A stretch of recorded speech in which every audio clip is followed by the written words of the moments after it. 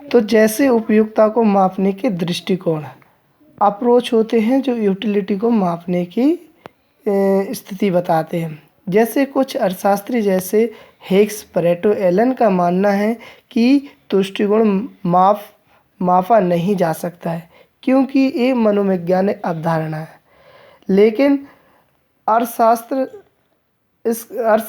में तुष्टिगुण को मापनीय प्रोफेसर मार्शल ने बताया है। वो कहते हैं कि हम उपयुक्तता को माप सकते हैं। तो उन्होंने अपने दो अप्रोच बताए, दो दृष्टिकोण दिए प्रोफेसर मार्शल ने। पहला दिया था गणनावाचक दृष्टिकोण, जिसे हम बोलते हैं कार्डिनल अप्रोच। तो प्रोफेसर मार्शल का मानना है कि तुष्टिगुण को हम माप सकते हैं। ये गणनावाचक दृष्टिकोण है से तुष्टिगुण को संख्यात्मक रूप से हम माप सकते हैं, जैसे 1, 2, 3, 4 इत्यादि के प्रयोग से माप सकते हैं। तो प्रोफेसर मार्शल का मानना है कि हम किसी भी वस्तु को क्रम अनुसार रख दें और उनका उपभोग क्रम अनुसार करेंगे तो उपयुक्तता को हम माप सकते हैं। उन्होंने दूसरा संदर्भ दिया था कि मान लिया जाए तुष्टिगुण को मापने हेतु हम मुद्रा रूपी पैमाने का प्रयोग किया जा सकता है।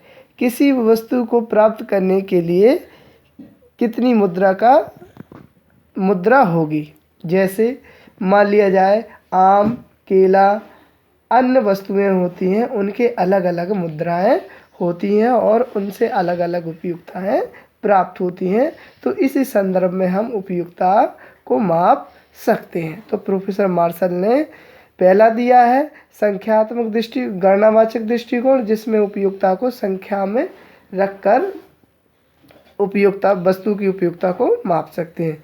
दूसरा दिया है उन्होंने मुद्रा रूपी पैमाने, जिसमें हम किसी भी वस्तु की उपयुक्तता को मुद्रा में माप सकते हैं। फिर दूसरा दिया है ना क्रमवाचक दृष्टिकोण, cardinal approach. Hicks, Pareto, Allen आदि के विचार से तुष्टिगुण की गणना वाचक माप संभव नहीं है परंतु उपभोक्ता द्वारा तुष्टिगुण की तुलना करके उन्हें क्रम अनुसार स्थान दिया जा सकता है, जैसे केला तथा आम।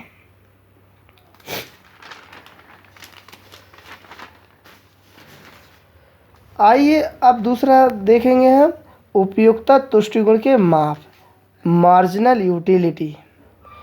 तो सबसे पहले हम जानेंगे जो उपयुक्तता होती है वो दो भागों में बटी है। एक तो पहली बटी है टोटल उपयुक्तता, दूसरी सीमांत उपयुक्तता।